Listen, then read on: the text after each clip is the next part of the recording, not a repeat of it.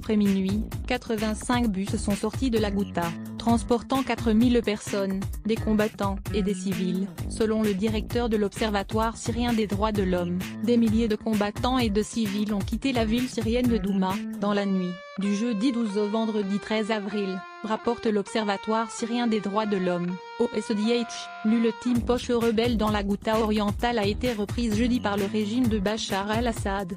Après minuit, 85 bus sont sortis de la Ghouta, transportant 4000 personnes, des combattants et des civils, a précisé le directeur de l'OSDH, Rami Abdelrahman, précisant que le convoi était en route pour le territoire rebelle d'Al-Bab, dans le nord du pays. Ces derniers jours, la majorité des combattants de Jaish al-Islam, l'armée de l'islam, principal groupe insurgé de la ville, ont quitté Douma en 4 vagues successives.